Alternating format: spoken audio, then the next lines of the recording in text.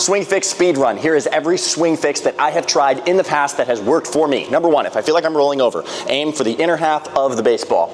Boom, just like that. Now, number two, the flip side of this coin. Whenever I feel like I am hitting flares to the opposite field and I can't hit anything on a line, that's where we need to do the opposite. We're probably getting a little bit too inside the ball, and this is where I want to think hands up a little bit high in my load, and for whatever reason, when I think keep my hands up a little bit, that helps me get on top of that pitch the other way.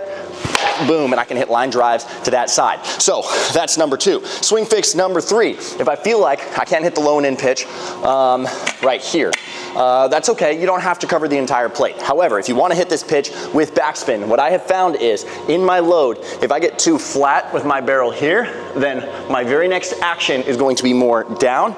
If I get a little bit more loaded this way, kind of like a Barry Bonds, I'm going to be able to come around that pitch and hit it with backspin to the pull side. So if you want to hit this inside pitch, then maybe consider a little bit tighter of a load.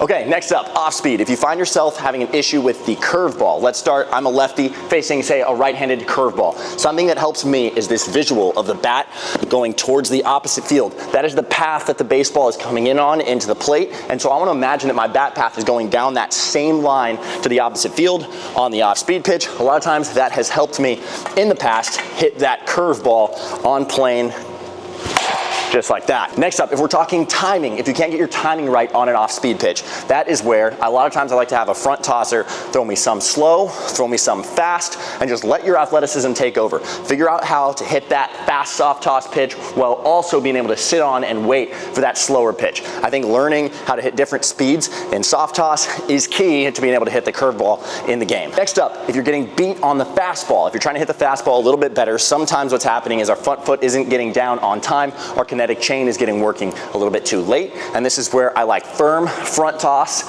and working from a post stride as a hitter. So imagine you already took your stride and your foot's already down. Now we just load the hands and go from there. When you work from a post stride, a lot of times it helps you get on time better for the heater. Lastly, if you feel like you're having trouble using your lower half and hitting for power, this is where I like to imagine that I'm taking my back hip into the baseball. Now again, this doesn't work for everybody. For some people, this causes them to lose their hands back here in the load. However, for me, a lot of times it helps me to think about hitting the ball with my back hip, and that's all I'm imagining. That's a feel.